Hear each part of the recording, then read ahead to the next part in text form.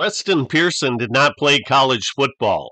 He was a walk-on basketball player at the University of Illinois, made the team, was a 2-year starter as a 6'1" guard, and is one of the very few players who blocked a hook shot by Lou Alcindor, who had become Kareem Abdul-Jabbar.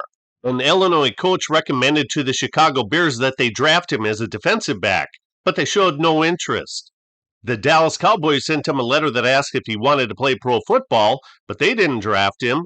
Instead, the Colts did in 1967 AFL-NFL draft in the 12th round. His career started slowly, as he only played in 7 games without accumulating any statistics. However, in 1968 he made a big splash as a kickoff returner.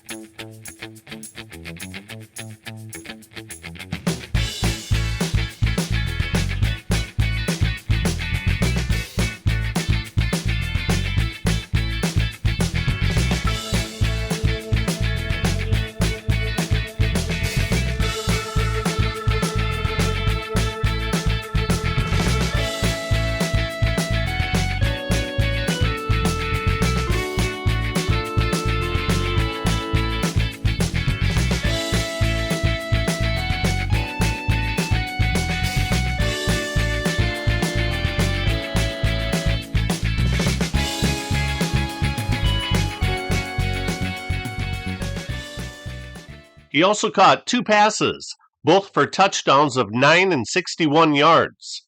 He returned 2 kickoffs in Super Bowl III against the Jets. In 1969 Week 1, he caught this 31-yard pass from John Unitas. He'd only gained 108 more yards from scrimmage in 1969 because number 41 Tom Matte and number 45 Jerry Hill played so well as the starting running backs.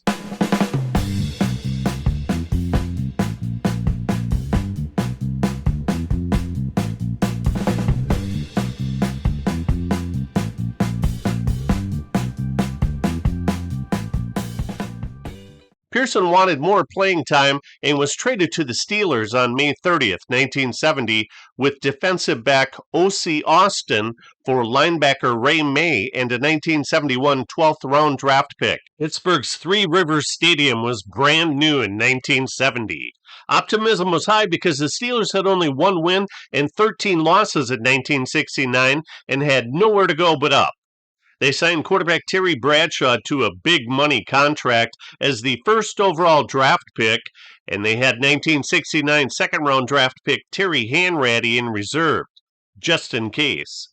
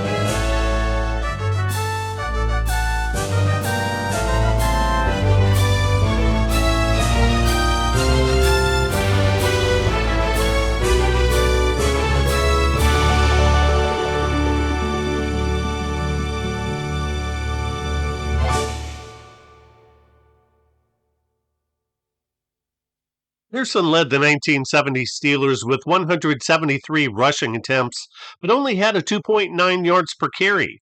I think a lot of that had to do with defenses stacking the line by not respecting the Steelers' quarterbacks. The team improved to a 5-win and 9-loss record, however. In 1971, the Steelers improved their previous year's win total by 1, and Pearson improved his yards per carry dramatically to 4.6. Additionally, he was showing signs of being an effective pass receiver as he averaged 12.3 yards per catch, which is a very high number for a running back.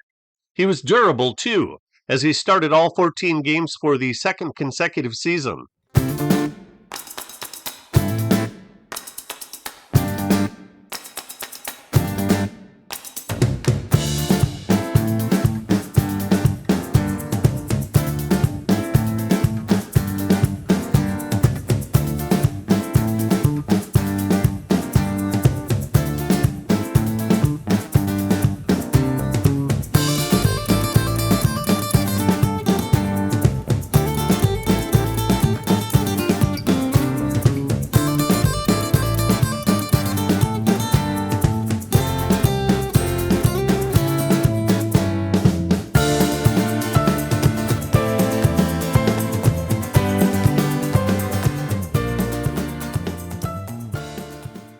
From 1972 through 1974, the Steelers transformed themselves into a formidable playoff team, which resulted in a decisive Super Bowl victory in Super Bowl IX against the Vikings. Unfortunately for Pearson, his time in the Steelers spotlight ended when he was waived to make room for rookie running back slash kickoff returner Mike Collier, who was a very low round draft pick, just like Pearson was.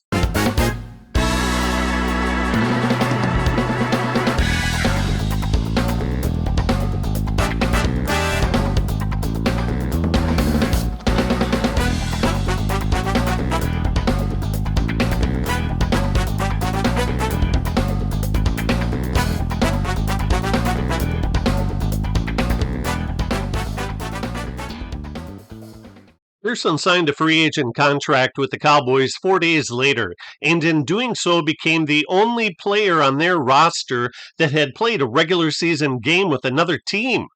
This will never happen again. Reserve quarterback Jim Zorn was waived by the Cowboys the same day that Pearson signed. He may have missed out on a lot of playoff game money, but he got the chance to start in Seattle. Even though Pearson was 30 years old in 1975, he still was the Cowboys' primary kickoff returner.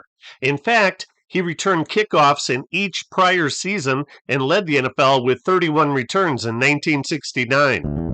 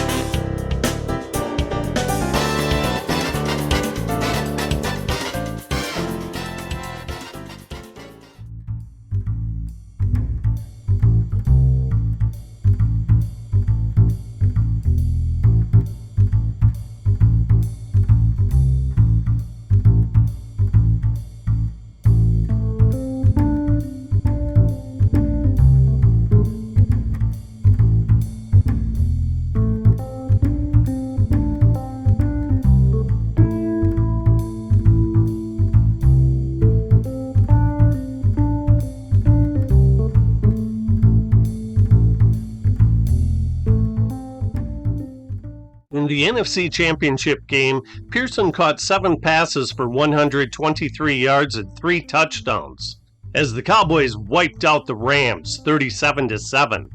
He had 67 scrimmage yards and received $7,500 for the loser's take in Super Bowl X. One of the skills that enabled Pearson to be drafted was his incredible moves and leaping ability. In Cowboy scrimmages, Thomas Hollywood Henderson had fits trying to cover Pearson on pass patterns. Although known for his over-the-top demeanor and effervescent personality, he was an incredible athletic outside linebacker who ran a 9.5 100-yard dash. In his autobiography entitled Out of Control, Confessions of an NFL Casualty, he stated that Pearson was the only running back that he couldn't effectively cover on pass patterns.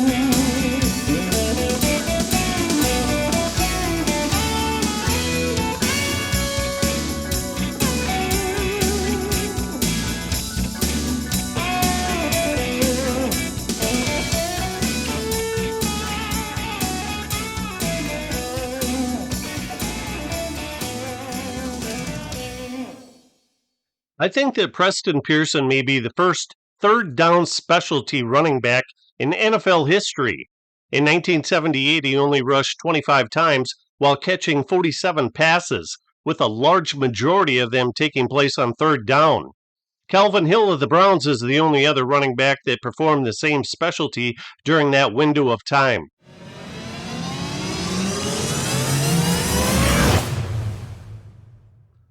Running back Lydell Mitchell caught 122 more passes than Pearson, but for only 108 more yards.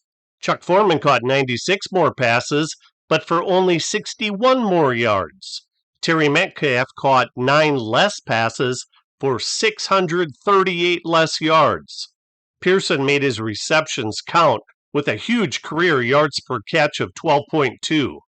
ProFootballReference.com lists Keith Byers as the running back most similar to Pearson. Preston Pearson played 14 AFL/NFL seasons. To my knowledge, only Bill Brown equaled those 14 bone-bruising seasons.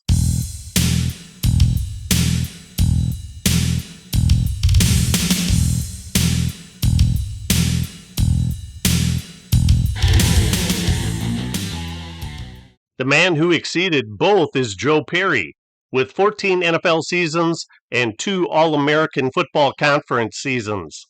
Preston Pearson also holds the distinction of wearing 4 different face masks during his career. If you can think of another running back who has worn 4 or more different ones, please make a note in the comments.